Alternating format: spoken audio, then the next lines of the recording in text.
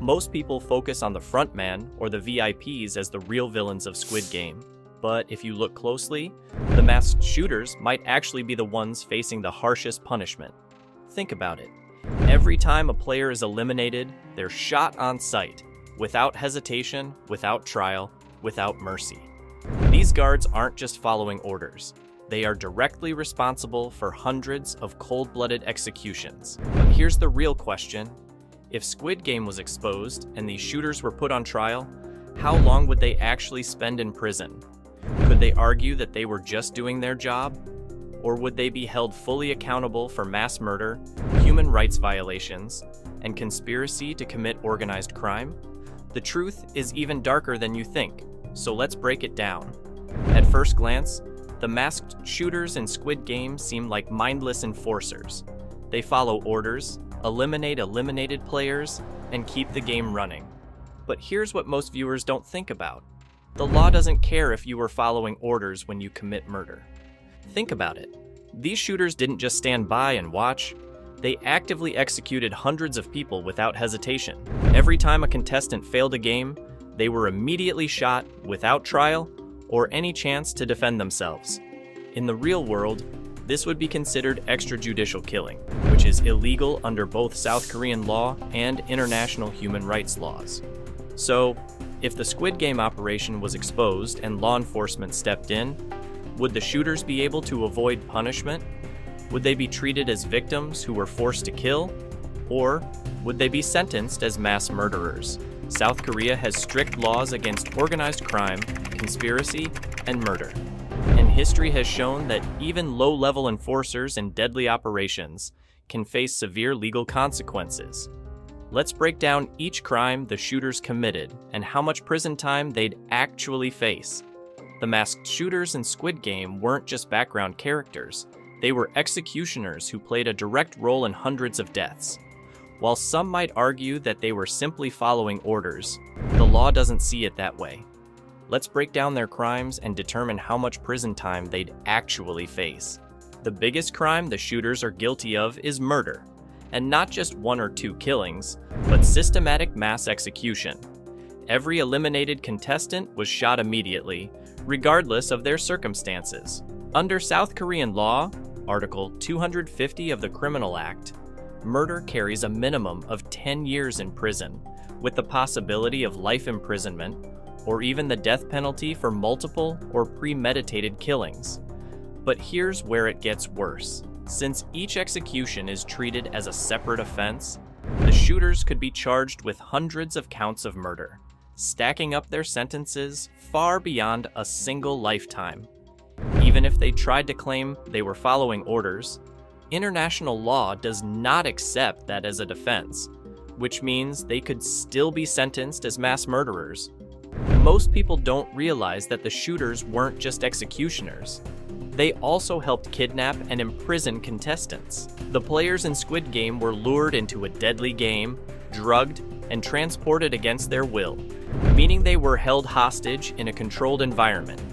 Under South Korean law, Article 288 of the Criminal Act, kidnapping for illegal purposes is punishable by at least 5 years in prison. However, if the kidnapped individuals are harmed or killed, the penalty increases to life imprisonment. Since the shooters played a key role in guarding and controlling the kidnapped contestants, they wouldn't just be charged with murder, they'd also face kidnapping charges.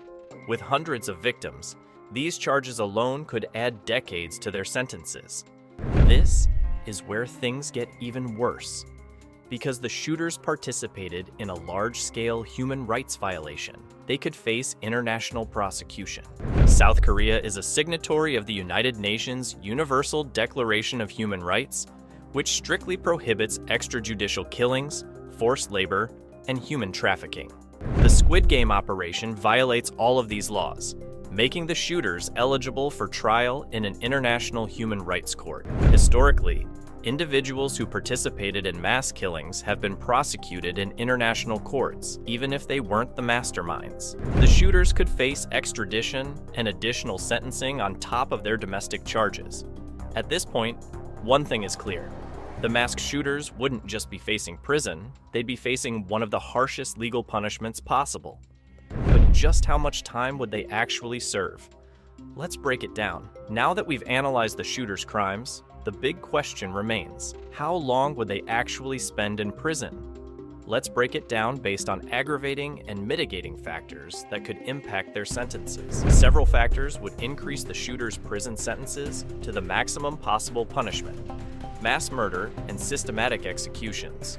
Courts always give harsher sentences for planned and repeated killings. The shooters didn't just kill one person, they were responsible for hundreds of deaths, which could lead to multiple life sentences or even execution. Participation in a criminal organization. The shooters weren't acting alone. They were part of a highly organized and secretive criminal operation under South Korea's organized crime laws, Article 114, Criminal Act. This could add 10+ years to their sentences. Lack of remorse. The masked shooters executed players without hesitation. In legal cases, a lack of remorse is often used to justify the harshest sentences possible. Complicity in human trafficking and kidnapping. Since the shooters helped keep contestants imprisoned, they could also face decades in prison for kidnapping-related charges. With these factors, it's almost certain that many of the shooters would receive life in prison or even the death penalty for their role in the game. Could anything reduce the shooters' sentences? Possibly, but it wouldn't guarantee freedom. Just following orders. Defense. Some shooters might argue that they were forced to participate and had no choice but to follow instructions. However, historical war crimes trials have ruled that following orders is not a valid excuse for murder. Coercion and threats. If a shooter could prove that they would have been executed for refusing to participate, a court might reduce their sentence, but it wouldn't eliminate guilt entirely. Lower-level involvement. Some shooters only stood guard or disposed of bodies rather than pulling the trigger.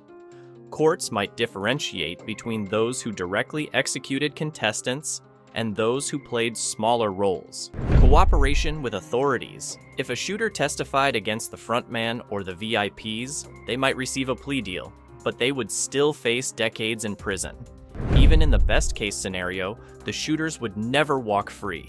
They'd still face life in prison, if not execution. So, what is the final verdict? Let's wrap it up. After breaking down the shooters' crimes, one thing is clear. They wouldn't just walk free as nameless enforcers. They would be among the most heavily sentenced criminals in the Squid Game operation. With charges of mass murder, kidnapping, and participation in organized crime, South Korean courts wouldn't show mercy.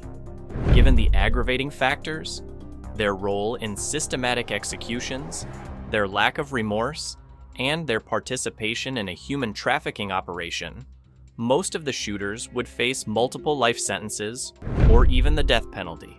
Even if some argued that they were forced to participate, history shows that just following orders is not a valid legal defense when it comes to mass murder. The only way they might reduce their sentences would be by cooperating with authorities, but even then, they would still spend decades in prison. This raises an important question. Were the shooters victims of the system, or should they be held fully responsible for their actions? Let me know your thoughts in the comments. And if you found this breakdown interesting, be sure to like and subscribe for more deep dives into Squid Game. Thanks for watching. Until next time.